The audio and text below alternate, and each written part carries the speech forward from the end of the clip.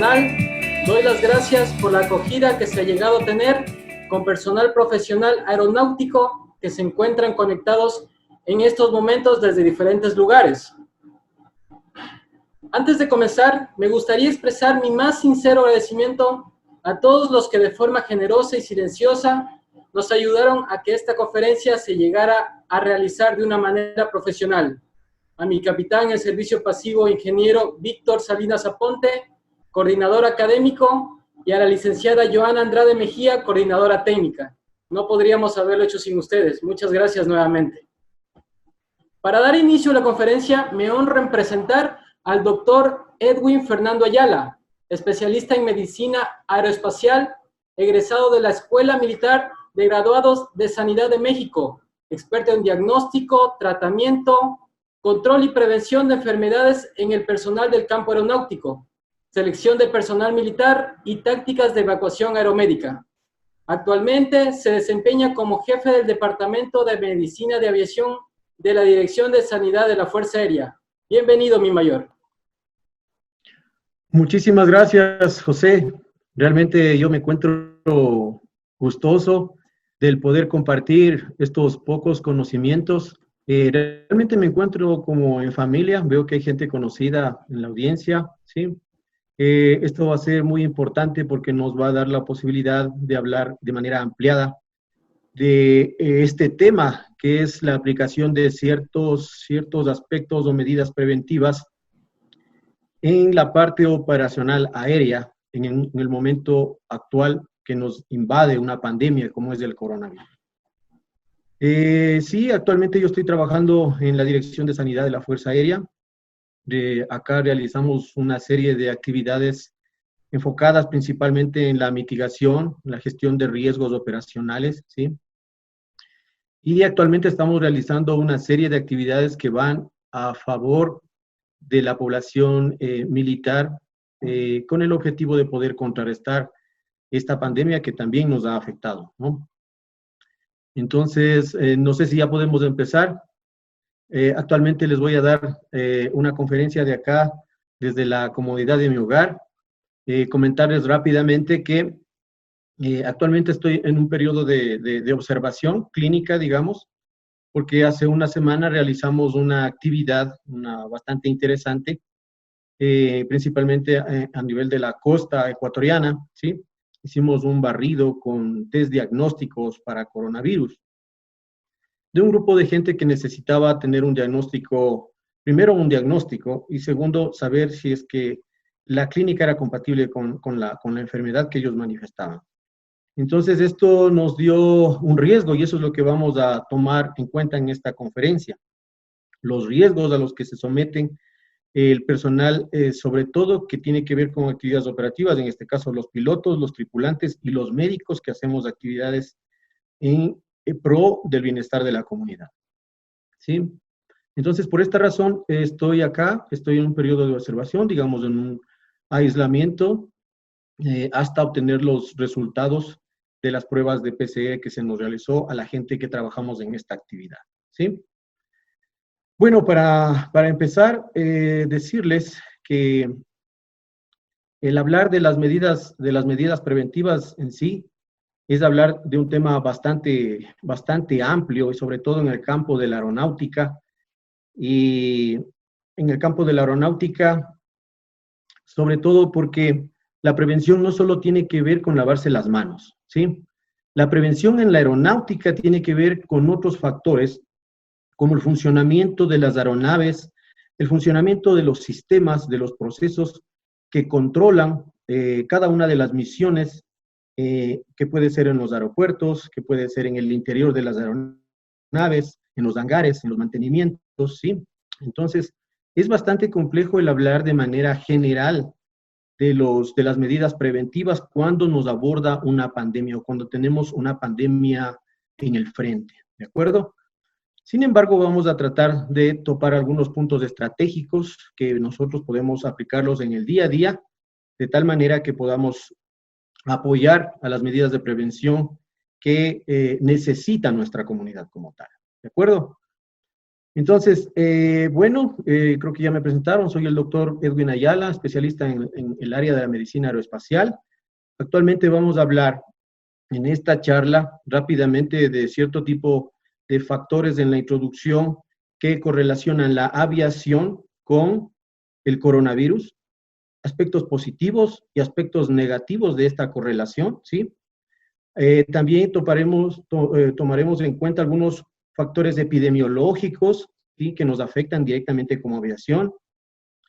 Lógicamente, la información clínica que deben conocer, estoy seguro que están pilotos, tripulantes, técnicos, controladores de tránsito aéreo en esta conferencia y es importante que ellos también conozcan algunos aspectos de carácter clínico. ¿Cuáles son las pruebas diagnósticas que actualmente estamos aplicando? Lógicamente, lo que nos ocupa, las medidas preventivas y al final lanzaremos unas conclusiones, ¿sí? Bueno, hablemos rápidamente. Como les había comentado, dentro de la introducción podemos topar dos puntos interesantes. Una correlación positiva entre la aviación y el coronavirus, por supuesto. Quizás la aviación es uno de las actividades que actualmente en el mundo se encuentran en funcionamiento. Pues es lógico pensar que cuando tenemos una pandemia de por medio, van a existir países, sobre todo del tercer mundo, o cierto tipo de ciudades dentro de dentro de un país que requiere, que se necesita instrumentos de última tecnología para unidad de cuidados intensivos y lógicamente la presencia de especialistas. La única forma de que ellos puedan llegar de un lugar, de un sitio a otro sitio, pues lógicamente la forma más efectiva es la vía aérea, ¿cierto? El transporte aéreo. Sin dejar de lado el transporte sanitario aéreo de pacientes que requieren trasladarse de una unidad médica hacia otra de mayor complejidad para poder solventar sus necesidades del punto de vista salud, ¿cierto? Pero también tenemos una correlación negativa, ¿sí? Si nosotros ponemos un poco en reminiscencia todo lo que ha ocurrido, nos podemos dar cuenta analizando el siguiente evento. ¿Cómo es posible que en un lugar en donde es el epicentro del desarrollo de una enfermedad como es Wuhan, China, ¿cierto? Luego de 2 meses y medio, empieza a manifestarse esta enfermedad en otro continente y se transforma en una pandemia. ¿Cuál es la única vía que puede justificar este desenlace? Pues lógicamente el transporte aéreo, ¿sí? Entonces, de alguna u otra manera, el transporte aéreo mundial ha jugado un papel negativo en el desenlace o en la diseminación de esta infección a nivel mundial. Entonces, son factores que posteriormente deberán ser analizados, ¿sí? Hoy por hoy vamos a centrarnos específicamente en todas las medidas preventivas que podemos implementar durante una pandemia, ¿de acuerdo? Bueno, para hablar del por qué ha ocurrido todo este evento y ha puesto en riesgo a toda la población mundial, ¿cierto? Y por qué es importante considerar los elementos, ¿no es cierto?, estos elementos de comportamiento del virus dentro de la aeronáutica por las siguientes razones. Hablemos que este virus provoca a la gente enfermedades que tardan en manifestarse en días. Por ejemplo, se sabe que una persona para que tenga la sintomatología de COVID-19 como tal, más o menos tiene que tener un periodo de ventana de entre 5 a 6 días, ¿sí? ¿Esto por qué es importante para la aeronáutica? Es importante porque, hablemos en los aeropuertos, si tenemos gente que no tiene sintomatología clínica, principalmente tos y fiebre, va a pasar desapercibido por los sistemas de control y esa es la razón por la que en un tiempo entre 5 a 6 días puede movilizarse de un lugar a otro, por ende afectar países que se encuentran a grandes distancias, ¿no es cierto? Y eso es lo que ha ocurrido. El otro aspecto importante que hay que considerarlo es la capacidad de transmisión que tiene el virus a través de pacientes asintomáticos. Eso quiere decir, que hablemos en una actividad de vuelo, ¿no es cierto? Puede existir gente que no tiene síntomas, pero aquel paciente que es portador del virus ya se transforma en se vuelve un potencial transmisor. Es una característica de este tipo de infección, ¿sí? Y el tercer aspecto que hay que considerarlo siempre, sobre todo nosotros que estamos realizando actividades operativas, es la sobrevivencia del virus en el medio ambiente. Creo que la mayoría de los que estamos presentes acá en esta charla ha escuchado en las últimas 4 semanas de estudios que se han publicado en revistas de impacto internacional de la capacidad que tiene este virus en sobrevivir en ciertos medios físicos, ¿no es cierto? Como el plástico, el acero, ¿no es cierto? Entonces, todos estos 3 elementos han sido fundamentales para poder ser coadyuvantes a un desenlace como es el que actualmente nos ocupa, es una pandemia, ¿no es cierto? Entonces, estos factores han hecho que se despierte el interés por organismos de control internacional como la Organización Mundial de la Salud, ¿de acuerdo? Entonces, sí, hay ciertos aspectos, ciertas características que tiene este virus y que a todos nos preocupa, sobre todo los que estamos realizando aún actividades en el campo operativo. Bueno, en resumen, creo que todos ya también estamos al tanto que hay 3 tipos de transmisión, ¿no es cierto? El contacto directo con alguien que es sintomático, en el cual quizás podamos nosotros obtener o adquirir la infección por un contacto a través de gotas respiratorias, ¿sí? El otro que es la transmisión aérea indirecta, ¿no es cierto? Por aerosoles que están flotando en el medio. Y por último, los casos asintomáticos que son de relevancia en la transmisión. Esto es importante también que lo consideremos para poder implementar al final adecuadas estrategias de mitigación. Miren, esto es lo que les comenté anteriormente. Esto creo que ya es conocido por la mayor parte de la población, tanto ecuatoriana como mundial. Tenemos otro factor por el que estamos luchando y es el que nos ocupa actualmente, ¿no es cierto? La capacidad que tiene el virus de poder sobrevivir en el medio. Existen estudios que indican que el virus puede vivir hasta 72 horas en el plástico, 48 horas en el acero inoxidable, 24 horas en el cartón, 4 horas en el cobre. Tiene una capacidad de poder vivir en una forma de aerosol de hasta 2.7 horas en condiciones ambientales adecuadas, como son una temperatura de 23 grados centígrados y una humedad al 65%. Entonces, todos estos elementos físicos que acabamos de citar se pueden encontrar dentro de una aeronave, ¿sí? Encontramos plástico, encontramos acero, encontramos cartón, cobre. Entonces, en el caso que tengamos un paciente sintomático, ¿sí? Que pueda toser en el interior de una aeronave, alguien que forme parte de las tripulaciones o algún pasajero en este caso, puede dejar el virus en algún lugar físico de la aeronave y eso transformarse en un factor de donde tenemos que enfocar todos nuestros esfuerzos. ¿De acuerdo? Hablando un poco de la epidemiología, que también deberíamos destacar en este día, es que dentro de los elementos que poco se está utilizando, o de los factores epidemiológicos que poco se utilizan, no sé si ustedes han visto en las noticias, siempre se habla de conceptos como prevalencias, incidencias, tasas, pero cuando hablamos de una epidemiología del comportamiento de un virus, ¿sí? En una pandemia hay un concepto básico que es el ritmo reproductivo, ¿sí? O el R0, el ritmo reproductivo básico, que tiene importancia en el campo operativo, por supuesto. Hablemos, por ejemplo, para entender rápidamente en qué consiste el ritmo reproductivo básico.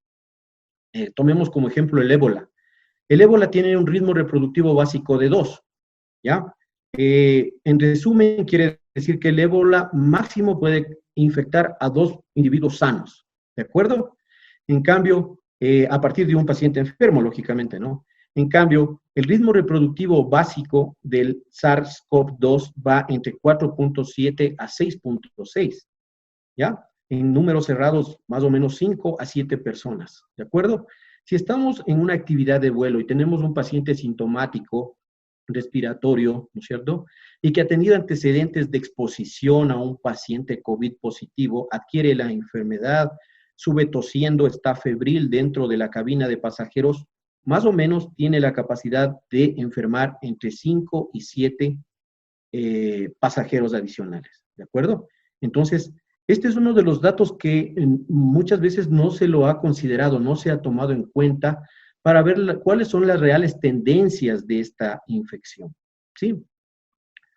Nosotros actualmente vemos cómo se comporta el virus, vemos estos datos estadísticos, ¿no es cierto? Siempre nos lanzan dos datos importantes. El primero, el número de casos confirmados. Hasta ayer, a nivel mundial, eran 2.233.591 personas, ¿sí? Y un número total de fallecidos, ¿sí? De 156,000 y algo, ¿sí? Entonces, miren, estos datos, ¿por qué son importantes? ¿Por qué es importante analizarnos desde el punto de vista médico-epidemiológico? Porque solo nos arrojan casos realmente confirmados, ¿sí? Y no sabemos si nosotros analizamos desde el punto de vista del ritmo reproductivo básico, cuántos realmente se encuentran infectados en el mundo, ¿sí? Cualquiera de nosotros que estamos actualmente en esta conferencia podemos, en función del comportamiento del virus, ser transmisores asintomáticos de la enfermedad. Y hemos tenido casos en este que ha estado caminando por las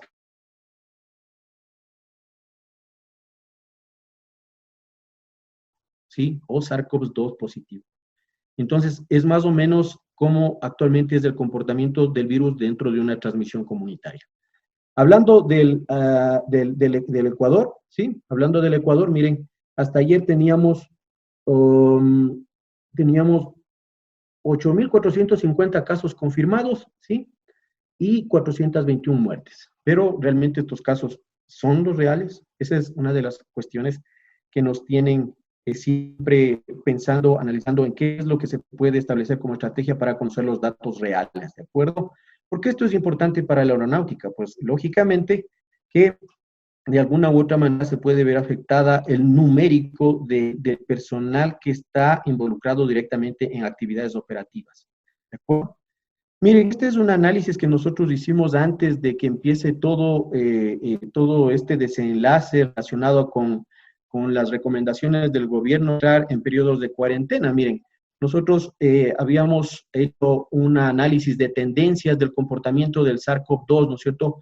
Los primeros 14 días de cuarentena, recordemos que empezamos el 17 de marzo, en donde teníamos 111 pacientes positivos para coronavirus a nivel nacional, ¿sí? Nosotros hicimos una correlación también con la capacidad de las camas de terapia intensiva a nivel nacional bajo el conocimiento previo que esta enfermedad tiene 3 tipos de niveles, ¿no es cierto? Gente que tiene sintomatología leve, que representa el 70% de los casos, sintomatología moderada, que representa el 25% de los casos, y sintomatología grave, que representa aproximadamente el 5% de los casos y que probablemente requiera una unidad de cuidados intensivos, una cama en una unidad de cuidados intensivos. Bajo esta tendencia nosotros hemos visto, ¿no es cierto?, que al día 14 íbamos a tener 2.364 casos, ¿sí? De estos, 118 iban a requerir una cama en una unidad de cuidados intensivos, ¿de acuerdo? Entonces, había capacidad a nivel nacional para poder solventar esta necesidad, por supuesto, tendríamos 1.183 camas a nivel nacional. Pero la realidad es otra, ¿sí? Si nosotros analizamos desde el punto de vista del comportamiento del virus y sobre todo analizando el ritmo reproductivo básico en su nivel más bajo, que es de 4.7, el dato real es que al día 14 de cuarentena, que era el 30 de marzo, íbamos a tener 11.111 casos, ¿sí?, de pacientes con SARS-CoV-2, ¿sí?, de los cuales 555 iban a requerir una cama en las unidades de terapia intensiva. ¿Podíamos solventar las necesidades con las camas que teníamos a nivel nacional? Por supuesto que sí, pero ¿cuál es el problema? Que las principales camas de terapia intensiva se encuentran principalmente en la provincia de Guayas y Pichincha, y Guayas con solo 357 camas, que representa el 30.1%, ¿sí? Entonces, si nosotros hacemos esta correlación, miren, en este periodo de tiempo, a los 14 días de cuarentena ya se empezaba a saturar, ¿sí? Se empezó a saturar el sistema de sanidad, sobre todo las unidades de terapia intensiva en las provincias de Guayas y principalmente en la provincia de Guayas. Otra cosa que nos preocupaba de este análisis es, como ustedes pueden ver, no existe camas de terapia intensiva en la región insular, ¿sí? Entonces, al tener estos dos grandes elementos, ¿no es cierto? Nosotros ya hacemos una proyección de cuáles van a ser nuestras actividades en función de la necesidad de la comunidad. Quizás en algún momento, ¿sí? Íbamos a tener que implementar un cierto tipo de mecanismo para poder transportar a los pacientes desde la región insular hacia otro sector para poder manejar sobre todo aquellos pacientes con inestabilidad, ¿no es cierto? O en los que se encuentre en riesgo su vida. Entonces, todos estos factores nos permiten o nos proyectan a una futura actividad operativa. Y si hablamos de actividades operativas, por ende hablamos de gente que está dentro de estas actividades, y a ellos es donde tenemos que inclinar nuestros esfuerzos en la prevención. ¿De acuerdo? Hablando ya de la parte clínica que también nos compete y tenemos que analizarlo detenidamente, sí, a los que estamos involucrados en este es que este tipo de infección tiene un gran espectro clínico, ¿sí? Pueden ir desde enfermedades leves hasta enfermedades que ameritan unidad de cuidados intensivos, que representan el 6% de los casos, y que se caracterizan por insuficiencia respiratoria, sepsis, shock. Esto es lo que inicialmente les había comentado. Este tipo de pacientes, el manejo de este tipo de pacientes es muy diferente a una enfermedad leve, ¿sí?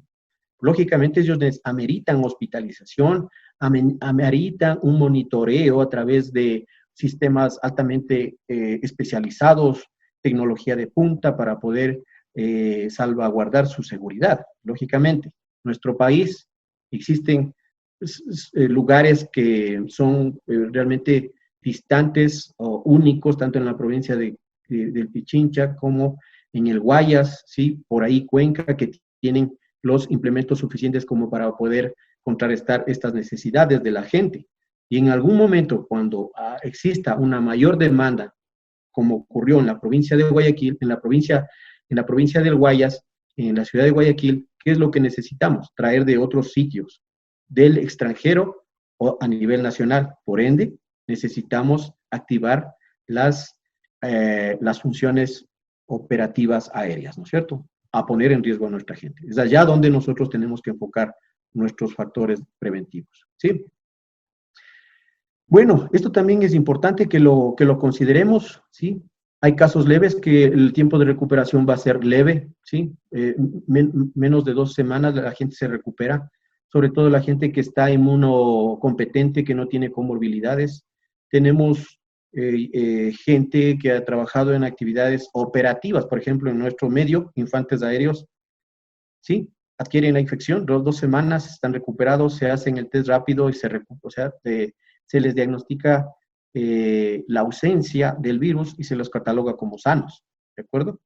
Pero hay otro tipo de casos, gente o personas que tienen comorbilidades, por ejemplo, diabetes, hipertensión, obesidad, inmunosupresión, VIH, toman medicamentos para modificar el sistema inmune, hipotiroidismo, ¿sí? Todos estos son factores de riesgo que de alguna u otra manera pueden afectar los tiempos de recuperación.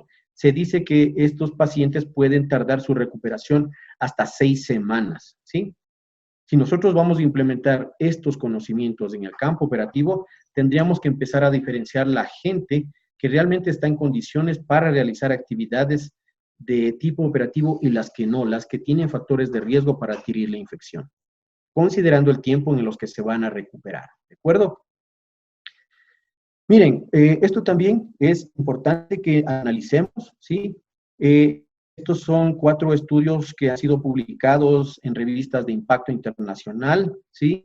Los 4 estudios, ¿sí? Concluyen que los principales síntomas que va a tener un paciente, ¿sí? Son la fiebre, la tos seca y la fatiga, ¿de acuerdo?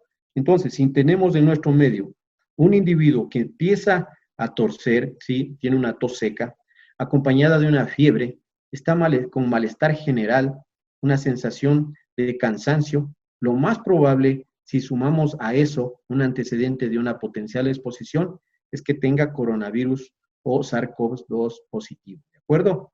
Entonces, estos datos también son relevantes porque en el campo ya operacional, cuando nosotros realizamos una actividad de vuelo, si tenemos a alguien dentro de las actividades operativas con esta sintomatología, pues lógicamente lo más importante es aquí es tomar medidas evitando que ellos nos acompañen hasta no tener un diagnóstico claro, ¿sí? Y si tenemos pacientes o gente que se está trasladando a través de vía aérea, con esta sintomatología tomar las medidas correctivas por parte de las tripulaciones para no adquirir la enfermedad, ¿sí? Entonces, otro dato también importante que quisiera compartirles es la evolución, ¿no es cierto? La evolución de la enfermedad. Muchas veces nosotros vemos pacientes sintomáticos y dentro de la evolución, la sintomatología es característica, miren, aquel paciente que tiene fiebre y tos, ¿no es cierto? Ya se puede transformar en un paciente sospechoso, ¿no es cierto?, de coronavirus. ¿Y cuál es la importancia acá? Que si este paciente persiste con la sintomatología y en efecto es positivo para coronavirus, probablemente la siguiente semana, a la mitad de la siguiente semana, vaya a sufrir un desenlace más abrumador para su salud y requiera ingreso a cuidados intensivos. Porque se ha visto en estudios, sobre todo en China, que la mayor parte de la gente se descompensa a la mitad de la segunda semana de la sintomatología, en donde realiza un cuadro de sepsis y síndrome de dificultad respiratoria del adulto. Entonces, esto es importante que nosotros conozcamos, ¿sí? Para poder realizar las medidas de corrección o de mitigación más adecuadas, ¿sí? Ahora, ¿cuáles son los test diagnósticos que se está utilizando para el diagnóstico de coronavirus? Sí, creo que ya todo el mundo lo ha escuchado. Están utilizando 3 tipos de pruebas principalmente, ¿no es cierto? Una prueba que se conoce como PCR, que nos ayuda a determinar la presencia de la estructura completa del virus, ¿sí? Es como sacarle una réplica a algo que está dentro de nuestro organismo, ¿sí? El famoso PCR. Hay otro tipo de pruebas que indican la presencia de una parte del virus de nuestro organismo, que es el antígeno viral, ¿sí?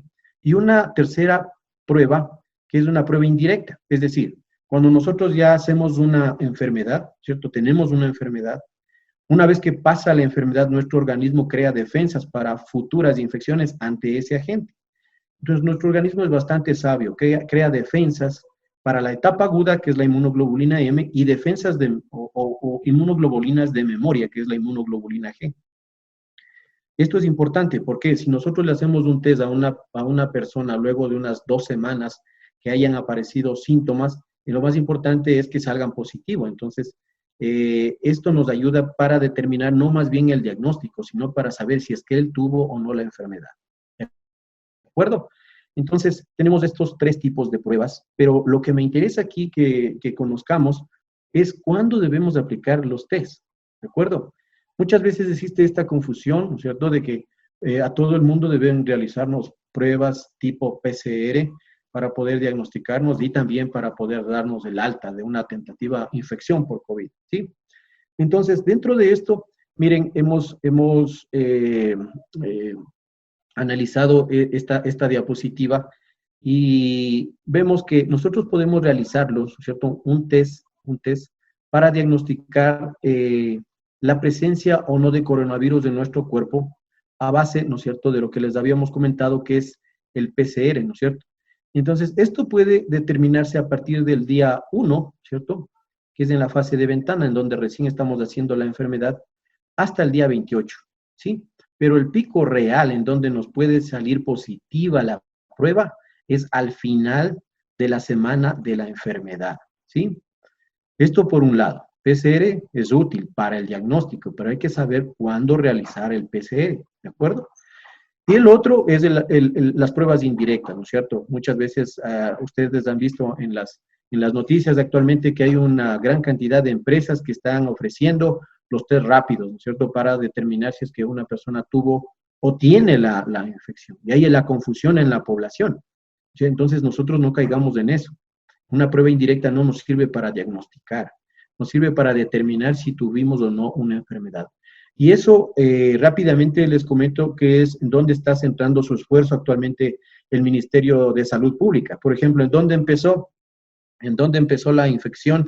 En nuestro país, ¿qué es lo que está haciendo el ministerio? Está haciendo un barrido, ¿sí?, de las provincias de la costa principalmente, en donde hace pruebas rápidas, se hace pruebas rápidas para determinar no si la gente está infectada, sino más bien es para determinar si ese grupo comunitario ya hizo inmunidad frente a la infección, que es completamente diferente. Nosotros en el campo operativo en algún momento podemos aplicarlo, ¿sí? Una vez tengamos un brote de la enfermedad, por ejemplo, en una escuela de formación, si ya tenemos un brote de la infección como tal, debemos de esperar un tiempo más o menos de 2 semanas y ahí aplicar las pruebas, no el PCR, sino más bien las pruebas rápidas, serología, para ver si es que ellos ya hicieron inmunidad frente a la infección. Perfecto. Entonces, otro que, claro, deberíamos ya empezar a analizarlo con todos estos antecedentes son las medidas activas que debemos aplicar ya en el campo aeronáutico. ¿De acuerdo? Como les había comentado inicialmente, para hablar de las medidas preventivas, nos tenemos que hacer un enfoque un poco más integral, un poco más general, un enfoque holístico, ¿sí? Sobre todo por la complejidad de nuestro tema, que está formado por estatutos, los elementos físicos, que son los objetos, las aeronaves, y por último, la gente que da operatividad a esto, que son los seres humanos, ¿no es cierto? Es bastante complejo realmente el poder gestionar un factor de riesgo que tiene diferentes afectaciones dentro de un sistema, ¿de acuerdo? Entonces, miren, solo para ponerles en alerta, quizás de aquí en unos 2 a 3 meses tengamos que hacer una nueva intervención de análisis de este factor de riesgo, va a ser porque el COVID tiene otros impactos. Hablemos del impacto económico que tiene esta pandemia en la aviación, ¿sí? Sabemos que a nivel mundial, la industria aeronáutica va a tener una pérdida de 35,000 millones brutos de ingresos operativos al final de este trimestre. Entonces, eso de alguna u otra manera se transforma en un factor de riesgo para la seguridad operacional, ¿sí? Entonces, eso habrá que analizarlo desde el punto de vista holístico, integral, ver hasta dónde nos va a afectar este tipo de pandemia en la seguridad operacional. Sería un tema muy, muy amplio para poderlo discutir a posterior. Lógicamente, hay que hablar de las medidas de mitigación o prevención en los objetos, en este caso en las aeronaves y a nivel de los sujetos, ¿no es cierto?, que somos toda la gente que trabaja en el campo aeronáutico. Algo que hay que destacar es lo que están haciendo organizaciones internacionales de control internacional, como la FAA de los Estados Unidos, por ejemplo. Ellos ya implementaron una estrategia para poder mantener la operatividad de las aeronaves, ¿no es cierto? Como todos conocemos, los pilotos necesitan de una certificación médica para poder actuar, ¿sí o no? Entonces, si necesitan de una certificación médica, lógicamente va a haber gente que se encuentra en el periodo ya de caducidad de sus certificados médicos o certificados médicos habilitantes. Por lo tanto, como ha ocurrido en otros eventos mundiales también, se ha implementado una estrategia para que los pilotos que se encuentran en periodos entre el 31 de marzo hasta el 31 de mayo, en donde va a expirar su certificado médico de habilitación, reciban una emisión o un certificado de extensión para que puedan mantener la operatividad de las aeronaves. Esa es una medida preventiva ya gerencial, ¿de acuerdo? No tiene tanto que ver con la parte operativa, sino más bien es gerencial. Son cierto tipo de estrategias que ya se están implementando a nivel de la industria aeronáutica. Lógicamente, para recibir una extensión de certificados médicos, inicialmente habrá que tener una aprobación del inspector de operaciones en el campo operativo militar, del inspector o hablemos del jefe de escuadrón, por ejemplo, debería hacer un análisis de aquellos que necesitan de manera estricta el obtener una extensión, una extensión de sus certificados médicos, ¿de acuerdo? Esto, lógicamente, hay que hacerlo conocer con una carta de intención a la autoridad de control, ¿no es cierto? La autoridad, en este caso, si es la aviación civil dentro de nuestro país, a una carta de intención a la Dirección de Aviación Civil, por ejemplo. En el caso de la aviación militar, a la Dirección de Control, ¿de acuerdo? Entonces, todo esto es importante para que ustedes vean que sí se está haciendo gestión en lo que tiene que ver a la operatividad desde el punto de vista gerencial. Y en el caso de la aviación civil, ¿no es cierto? Ellos tendrán que hacer también una emisión con una documentación de que se ha concedido, ¿no es cierto?, la extensión de certificados médicos a todos los entes de control internacional. ¿Cuáles son las medidas de mitigación que debemos acoplar ya en los objetos como tales? En los aviones, si hablemos netamente de las aeronaves, ¿sí? En resumen, nosotros ya cuando hacemos una actividad operativa, ¿cierto?, y estamos en el interior de una aeronave, vamos a tener tres tipos de fuentes, como lo habíamos considerado anteriormente, ¿no es cierto? Vamos a tener un contacto indirecto con la saliva, por supuesto, lo que la gente tose y deja sus fluidos corporales en alguna superficie en donde puede sobrevivir el virus, puede ser un potencial agente para infectar a alguien sano. Segundo, el contacto directo, alguien que esté tosiendo dentro de la cabina de pasajeros. Y por último, las gotitas que estén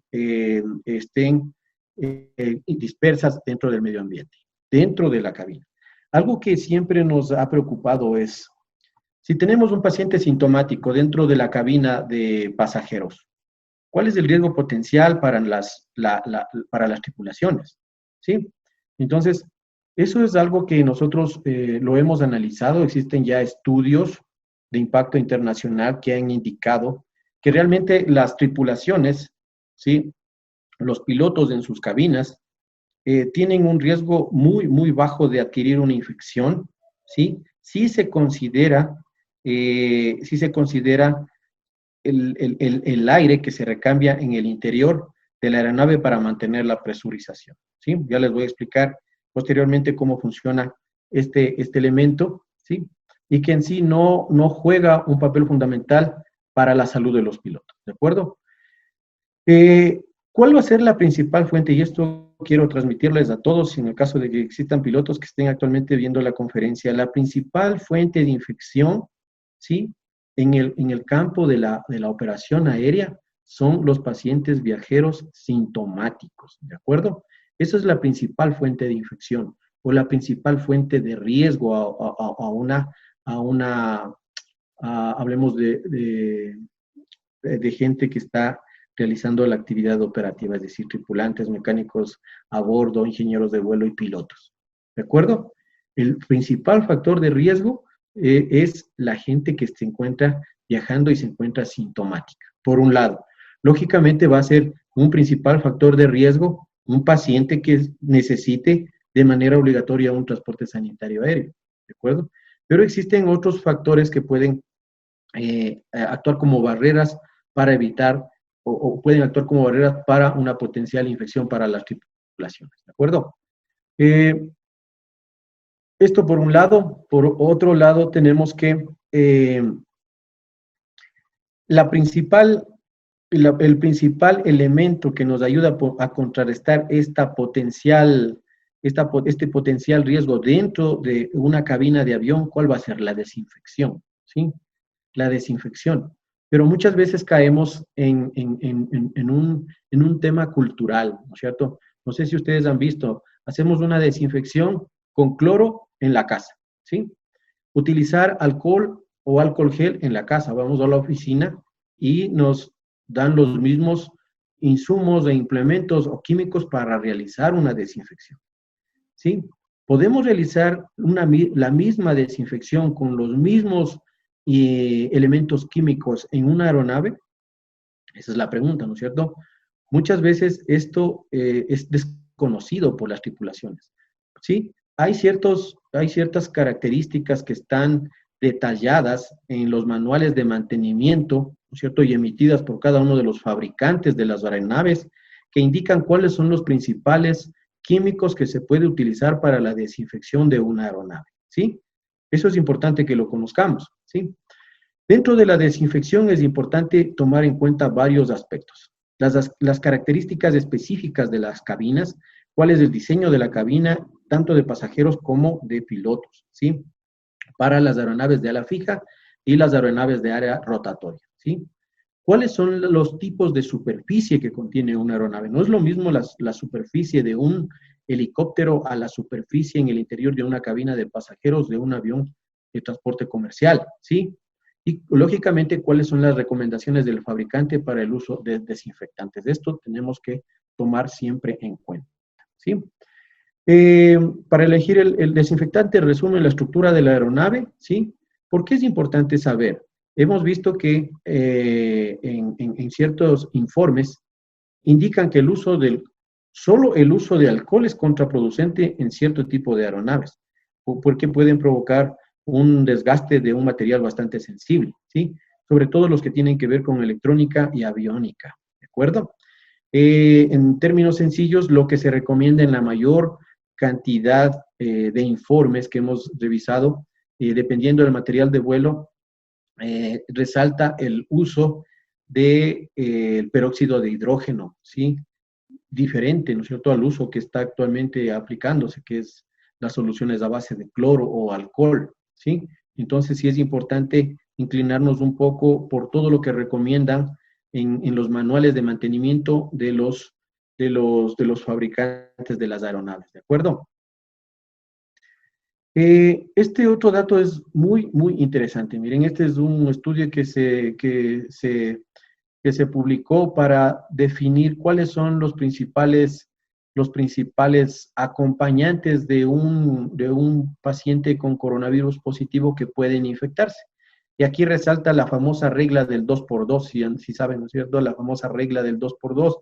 Es decir, si nosotros tenemos un paciente con COVID positivo, primero, toda la gente que se encuentra en el pasillo es más susceptible de adquirir la infección que la gente que se encuentra en las ventanas, ¿de acuerdo? Y por ende, hablando ya de lo que nos interesa, nuestro personal operativo, lo más probable es que nuestros auxiliares de vuelo adquieran la infección, ¿sí? Pero miren, en este gráfico podemos ver que si hablamos en distancia, si es que esto se encuentra en una distancia mayor de 2 metros, es poco probable que afecte a los pilotos que están comandando nuestra aeronave, ¿de acuerdo? Este es un dato importantísimo, ¿ya? Es un estudio en el que indica que 38% de los pacientes, de los individuos que se encuentran en asientos, ¿sí? En los asientos que se encuentran en el pasillo se levantan por lo menos una vez, ¿sí? En la altura de crucero. Y la gente que se encuentra en las ventanas, por lo general, no se levanta, ¿sí? Entonces, es más probable que la gente que se encuentra en los pasillos adquiera una infección en el caso de tener un paciente o un individuo con coronavirus positivo, ¿de acuerdo? Esto es un dato muy, muy importante que debemos considerar. Bueno, miren, acá tenemos lo que frecuentemente estamos viendo en nuestro medio aeronáutico, pilotos, ¿no es cierto?, que están bastante protegidos, están con un equipo de protección personal, tienen guantes, ¿de acuerdo? Una máscara de filtración N95, ¿sí? Gafas, o sea, están lo más equipados posible para adquirir el COVID, ¿sí? Sin embargo, existen ciertas recomendaciones específicas para los pilotos, ¿sí? Sobre todo aquellos que no comparten cabina, ¿sí?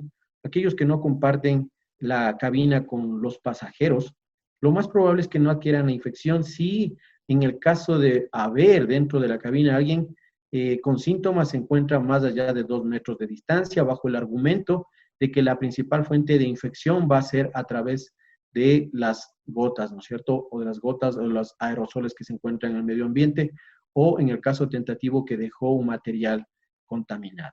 Cuando un piloto se expone, como podemos ver acá, ¿sí? Cuando está en una distancia menos de 2 metros de un potencial individuo infeccioso, ¿de acuerdo? Y lo otro es si el piloto desciende de la aeronave en una zona de riesgo. Nosotros podemos ver, por ejemplo, dicen Hablando de las actividades operativas militares, vamos de Quito a Guayaquil, ¿no es cierto? Ya no se puede regresar.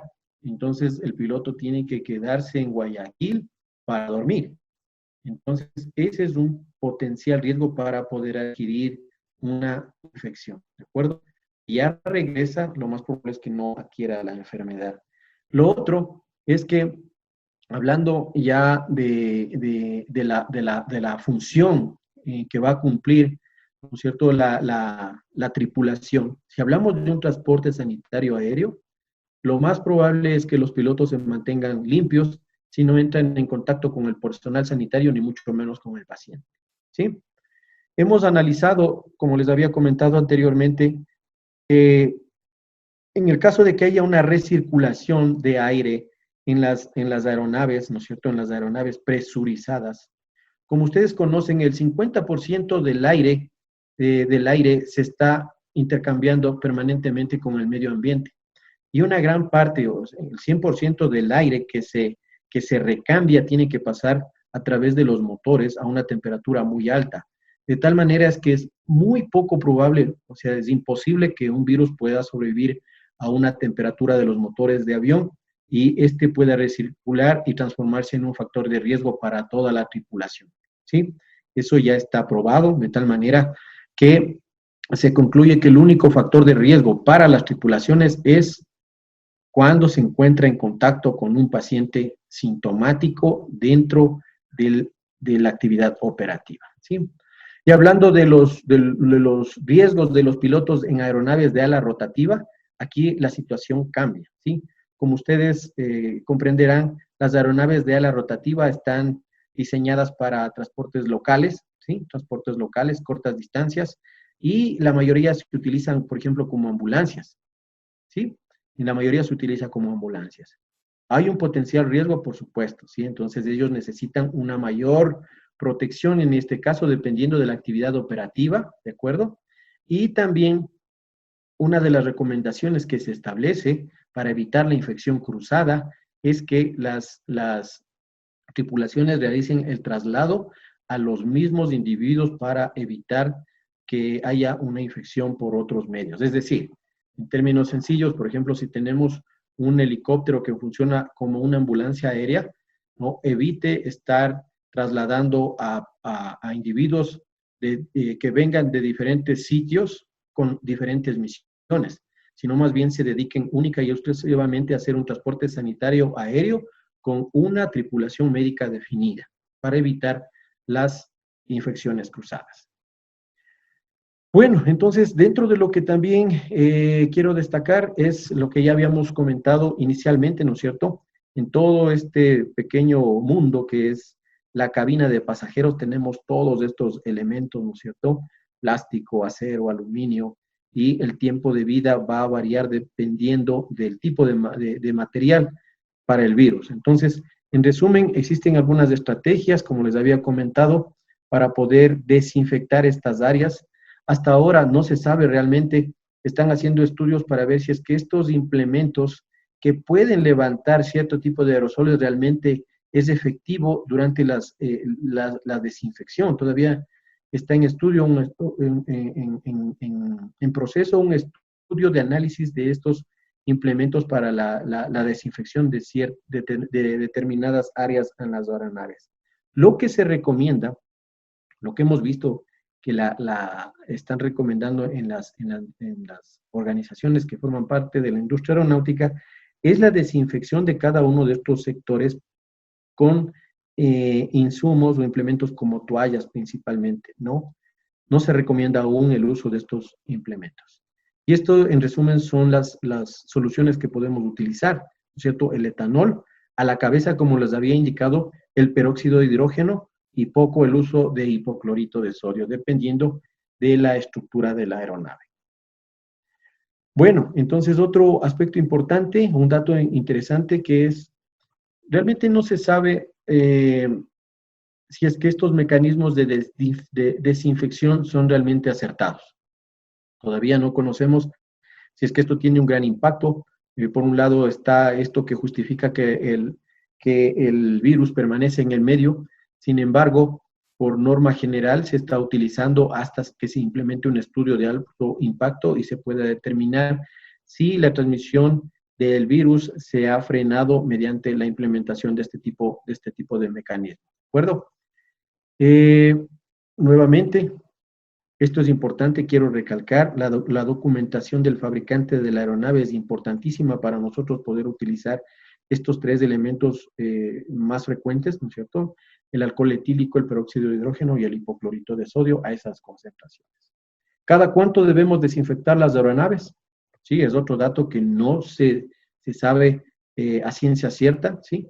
Sin embargo, se recomienda que el operador asegure que una aeronave esté completamente limpia y desinfectada por lo menos cada 24 horas, ¿no es cierto? Después de la salida de un aeropuerto ubicado en una área que tenga una gran prevalencia de pacientes con infección por COVID, ¿de acuerdo? Entonces, eso quiere decir que nosotros dentro del campo operativo debemos implementar estrategias para mantener una desinfección de nuestras aeronaves por lo menos o mínimo cada 24 horas, ¿de acuerdo? Otro dato interesante, muy importante, ¿sí? No sabemos, como les habíamos comentado durante todo este tiempo de exposición, no sabemos realmente quién tiene la infección. Podemos tener un paciente que está asintomático durante una actividad de vuelo, pero en la actividad de vuelo, como ustedes conocen, cuando nosotros nos elevamos en altura, existe cierto tipo de modificaciones, sobre todo las relacionadas con la humedad. La humedad empieza a reducirse, entonces los pacientes que tienen por ahí la predisposición o han tenido como antecedentes de la infección empiezan a despertar síntomas, sobre todo la tos. ¿De acuerdo? Si tenemos un paciente que despierta una tos asociada a la disminución de la humedad y tentativamente vemos que hace una febrícula, lo más probable, y considerando el antecedente y la pandemia, que es lo que nos ocupa, es que sea un potencial paciente relacionado con COVID. Por lo tanto, ¿qué es lo que debemos tener en el interior de las aeronaves? Los kits de precaución universal, en donde deben existir los equipos de protección personal para las tripulaciones y también los implementos para la limpieza y manejo de desechos contaminados, ¿sí? Otra recomendación importante, todas estas recomendaciones son recomendaciones emitidas por organismos de control internacional de los Estados Unidos y también de la Unión Europea, que debemos aplicarlos en nuestro medio. Bueno, para concluir, nosotros tenemos que considerar los siguientes aspectos. Hemos hablado que las medidas de mitigación de infecciones deben ser integrales. Como les habíamos comentado, hoy hemos centrado nuestros esfuerzos a las medidas de control y prevención ya en la parte operativa como tal. Sin embargo, luego debemos realizar un enfoque holístico a todo nuestro sistema aeronáutico mundial y ver cuáles son realmente los impactos, ¿de acuerdo? El segundo punto son las tripulaciones no se encuentran exentos de riesgos de adquirir la infección por coronavirus durante las actividades operativas. Existe un riesgo bajo, ¿de acuerdo? Sin embargo, no debemos dejar de lado el riesgo por el comportamiento del virus. El comportamiento del virus es algo inusual y a todos nos pone en vulnerabilidad, ¿sí? Y el tercer punto, que es el impacto del SARS-CoV-2, debe ser considerado como un factor de riesgo en la aviación a partir del tercer trimestre del 2020. Vamos a ver a partir del tercer trimestre, si todo esto se reduce, cuál va a ser realmente el impacto que va a generar en el desempeño de todos y cada uno de los subconjuntos que formamos este complejo sistema de la aeronáutica mundial, tanto civil como militar. ¿De acuerdo? Entonces, hasta aquí mi intervención. Muchísimas gracias por su presencia y segundo, por poner atención a estas recomendaciones. Nosotros en el campo de la aviación militar estamos permanentemente implementando cierto tipo de estrategias para poder no colaborar internamente a la institución, sino tratar de colaborar desde la gestión interna con la comunidad. Es una pandemia que nos afecta a todos, ¿no es cierto? Todas las pequeñas gestiones que hagamos como sistemas apoyan, no solo a nuestros conjuntos, sino también a nuestra comunidad. ¿De acuerdo? Entonces, no sé si es que existe alguna pregunta a esta intervención Muchísimas gracias por su atención. Muchas gracias. Muy, muy amable, excelente su conferencia. Nos ha ayudado bastante. Por favor, las personas que tengan preguntas las pueden hacer mediante el chat. Sí, por favor, tenemos solamente 15 minutos para las preguntas. Mientras tanto, voy a hacerle unas preguntas a mi mayor que ya nos llegaron. Les agradezco bastante. Nos dice, ¿el sudor también transmite el virus? Bueno, realmente podríamos decir de manera acertada que el sudor no transmite el virus, ¿sí? El virus se transmite por otro mecanismo. Hablemos que el virus afecta principalmente el aparato respiratorio, ¿sí? La principal vía de entrada de hacia nuestro organismo es el aparato respiratorio. ¿En dónde se coloniza? Inicialmente en la nasofaringe, posteriormente va descendiendo al tórax, luego a los pulmones, donde provoca la neumonía y la descompensación de los pacientes. Esa ha sido la vía final común de una infección por coronavirus. ¿Sí? Esta infección se centra principalmente en la afectación del aparato respiratorio. Es poco probable que el virus, por algún mecanismo, pueda llegar hacia las glándulas sudoríparas y de ahí ser un potencial agente líquido transmisor de la enfermedad. No, estamos hablando de otra cosa. El virus afecta principalmente el aparato respiratorio. ¿Sí? Muchas gracias, mi mayor. La siguiente pregunta nos dice, ¿qué riesgo hay de contagio del COVID-19? Entiendo, para la función de los pilotos. Ya. Verán, pongamos en claro unos términos, ¿de acuerdo? El coronavirus es una amplia familia de virus, ¿de acuerdo? Un tipo de coronavirus es el que afectó a la población en el 2012, ¿cierto? Que es el tipo SARS, ¿de acuerdo? Entonces, este nuevo virus tiene las mismas características de ese virus, por eso se llama SARS-CoV-2. O sea, el virus que actualmente nos ocupa tiene ese nombre, SARS-CoV-2, ¿de acuerdo? Pero la enfermedad como tal es la COVID-19, ¿sí? Es decir, paciente que tose, tiene fiebre, tiene mialgias, tiene artralgias, tiene malestar general, diarrea, todo ese conjunto de signos y síntomas se conoce como COVID-19, ¿sí? Para hablar un poquito más específico de las definiciones, ¿sí? Entonces, como les había citado dentro de mi conferencia, realmente ya está probado que existe un riesgo ausente, es un riesgo cero de que un piloto que se encuentra en una aeronave presurizada adquiera la infección cuando transporta a alguien con COVID positivo, ¿sí? Lógicamente tomando en cuenta las medidas de mitigación. ¿Cuáles son las medidas de mitigación más acertadas? No acercarse, ¿no es cierto?, a menos de 2 metros del paciente, ¿sí? Evitar el contacto directo con ellos, ¿sí? Evitar el contacto directo con el paciente sintomático, ¿de acuerdo? Y el haber ejecutado todos los mecanismos de prevención que están recomendados por los organismos de control sanitario nacional. Por ejemplo, si a nosotros nos dicen, si ustedes van a subirse a un lugar o a estar en un lugar en donde haya más de 3, 4 individuos, ¿cierto? Utilizar primero el alcohol gel, ¿sí? Segundo, utilizar las medidas más pertinentes para evitar la inhalación de aerosoles, que va a ser en este caso el uso de una mascarilla, ¿de acuerdo? Y tercero es el conocer sobre todo el antecedente que tiene ese potencial individuo como riesgo para transmitir la infección. Es decir, si tuvo anteriormente una exposición a un paciente real con coronavirus positivo, ¿sí? Les había comentado de lo otro, la recirculación del aire dentro de una cabina presurizada, ¿sí? Como ustedes conocen, el 50% de todo ese aire se filtra, ¿no es cierto? Se filtra y se intercambia con el aire que se encuentra en el exterior, ¿ya? Y este recambio del aire, si ustedes recuerdan, parte del mecanismo es calentar el aire, ¿no es cierto?, para mantener la presurización a temperaturas muy altas. Ningún microorganismo puede sobrevivir a esa temperatura. de tal manera que es poco probable que la recirculación afecte, ¿sí? O sea, un potencial riesgo para nuestros pilotos que se encuentran en la cabina como tal, ¿sí? Muchas gracias, mi mayor. Iván Dávila nos pregunta, dice, ¿un paciente que ha sobrepasado el coronavirus puede volver a contraer la enfermedad?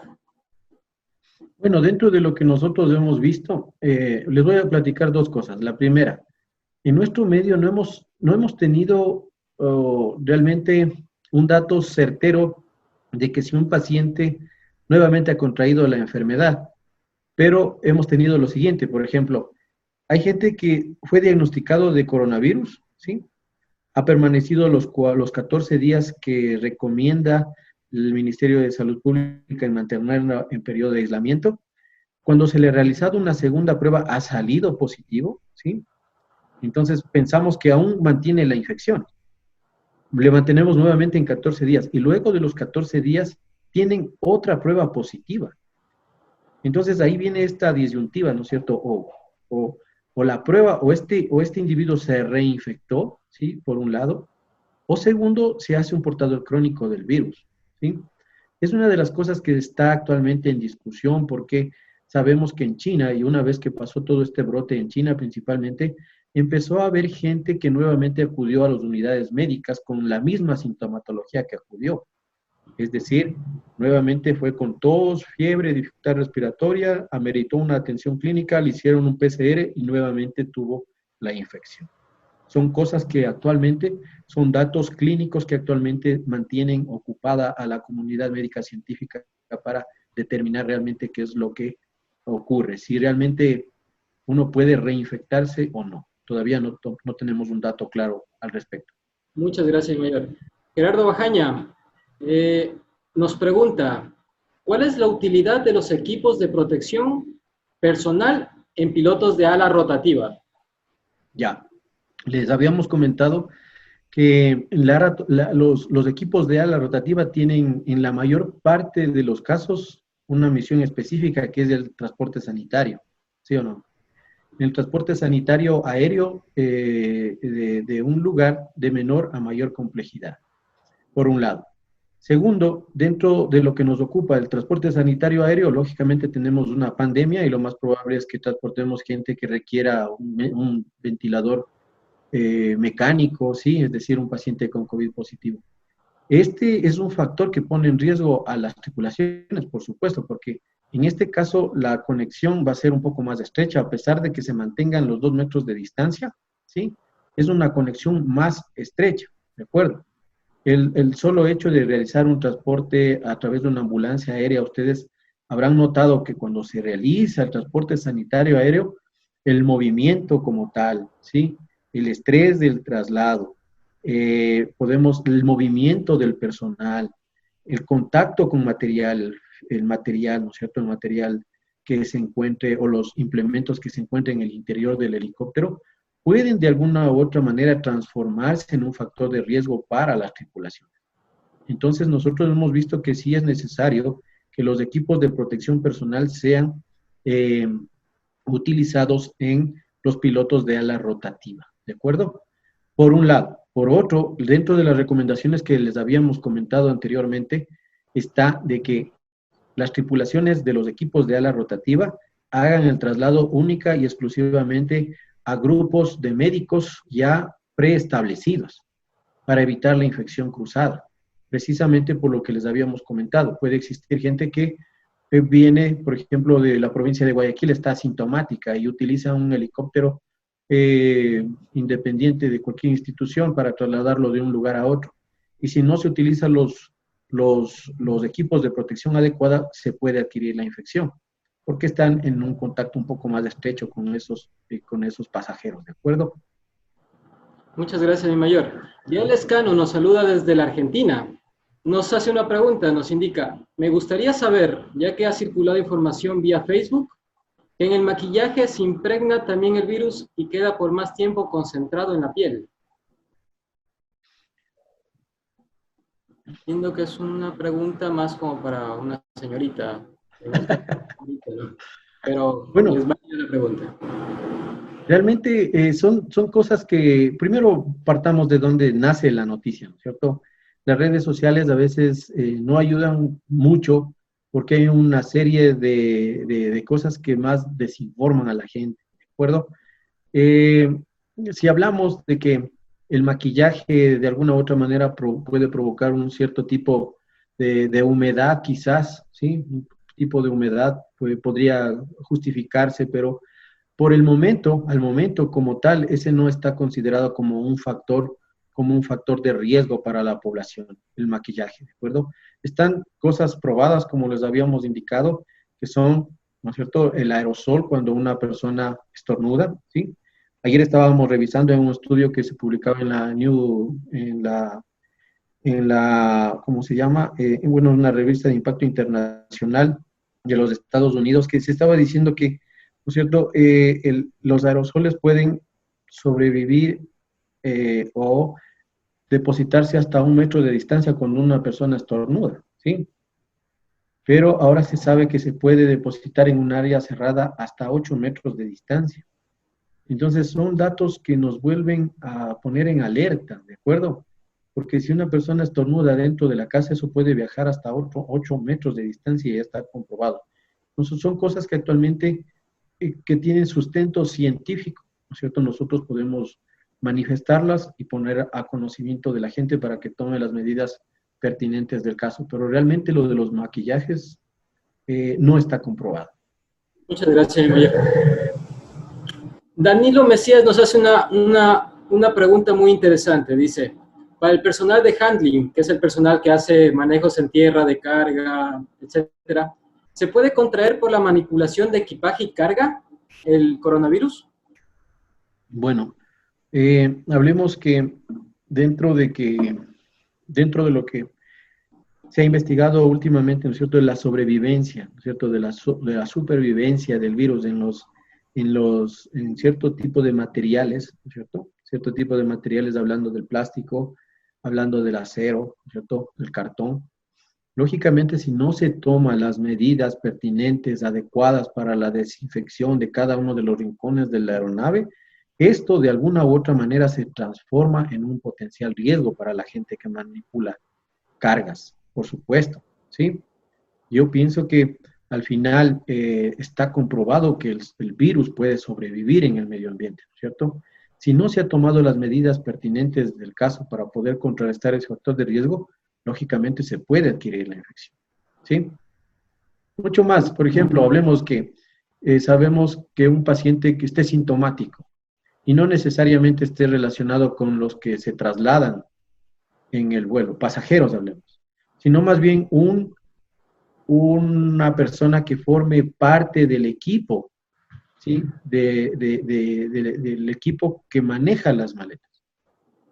¿Sí? El solo hecho de toser o estornudar puede ir transmitiendo la infección a cada uno de sus compañeros que está en todo este proceso de traslado del equipaje. ¿De acuerdo? Entonces es importante de ahí tomar cierto tipo de medidas, como son el uso de guantes, ¿no es cierto? Lógicamente, el uso de alcohol, no llevarse a la cara las manos y, lógicamente, el uso permanente de las mascarillas. Listo, muchas gracias, mi mayor. Eh, Nos hacen una pregunta, Jaime Arroyo, nos hace una pregunta, me parece muy buena, muy adecuada, y es la siguiente: la tripulación mayor y menor, la que se refieren a pilotos y tripulantes de cabina, es decir, pilotos y auxiliares de vuelo, trabajan en equipo y están en contacto directo antes, durante y después del vuelo. ¿Es recomendable que todos usar trajes de bioseguridad? Ya. Los trajes de bioseguridad como tal están destinados principalmente para la gente que hace manejo o manipulación de pacientes potencialmente infecciosos. Es decir, los trajes de bioseguridad para la gente que está en el área sanitaria, ¿de acuerdo? Por ejemplo, gente que está realizando intubaciones, gente que hace toma de muestras para diagnóstico, ¿sí? Gente que hace manejo del paciente como tal, ¿de acuerdo? Es el traje de bioseguridad, ¿de acuerdo? Entonces, hablando del uso del traje de bioseguridad en las tripulaciones, hablando ya de eventos que sean muy particulares, como les había comentado, puede ocurrir de que se nos pasó todos los filtros y llegó un paciente que hace síntomas respiratorios. Ahí está la recomendación de mantener los kits, ¿no es cierto?, universales de prevención. Lógicamente, en este caso debería ya tomarse medidas al respecto durante la actividad operativa como tal. Es decir, si tenemos la sospecha de un paciente sintomático en la cabina de pasajeros, eso enseguida dar a conocer al capitán de aeronave que tienen un potencial paciente, ¿no es cierto?, con sintomatología respiratoria, evitar en la medida de lo posible o de manera drástica la conexión con los pilotos que se encuentran en cabina, ¿sí? Y poner en juego todos los protocolos que conllevan para evitar que esta infección se propague al resto de acompañantes. Una de las recomendaciones, no sé si es que la persona que pregunta esto está relacionado con el concepto de la cuarentena operativa. Hay un concepto que se conoce como cuarentena operativa. Si tenemos un paciente sintomático respiratorio, lo que se recomienda es llevarle al último asiento, ¿cierto?, de la cabina de pasajeros, desalojar las tres filas que se encuentran aledañas y ubicarle al paciente en la parte final derecha de la aeronave. Lógicamente aquí, ¿cuál se va a transformar? Sin ser médico en alguien que va a soportar las necesidades de ese paciente, son las tripulaciones menores. Entonces, como van a manipular, van a ayudarle al individuo, lógicamente van a necesitar de un traje de protección personal y en la medida de lo posible tratar de evitar el contacto con el resto de pasajeros y lógicamente el contacto con los pilotos que están a cargo de la aeronave.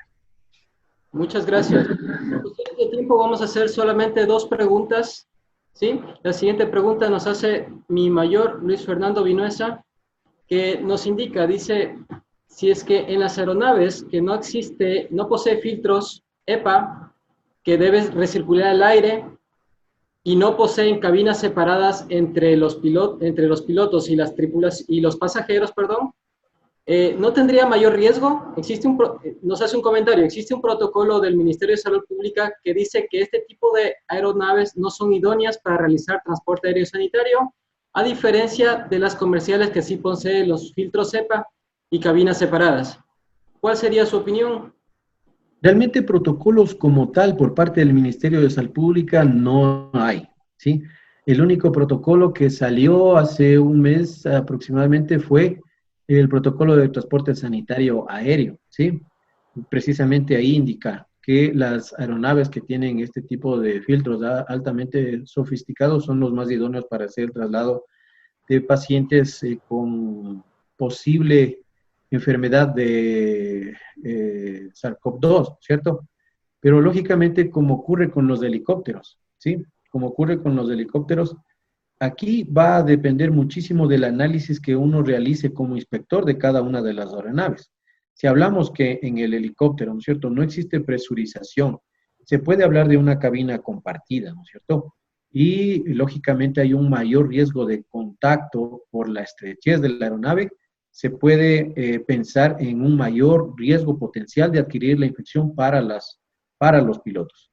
Ya analizando las aeronaves que no se presurizan, que comparten cabina, ¿sí? Hablamos del Twin en el caso de Fuerza Aérea, también de alguna u otra manera puede transformarse en un potencial riesgo para los pilotos en este caso. Entonces, dentro de las recomendaciones que se ha emitido es que se individualicen cada uno de los casos en función de las actividades operativas que cumplen, ¿sí? En función de las actividades operativas y, lógicamente, tomando en cuenta todos estos mecanismos de comportamiento del virus, ¿cierto?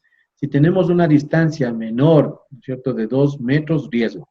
Si tenemos una cabina que está, hemos visto que hay un compartimiento entre cabinas, hay riesgo, ¿sí? Si utilizamos para traslado o transporte sanitario aéreo, hay riesgo. Si es que trasladamos pacientes sintomáticos, hay riesgo.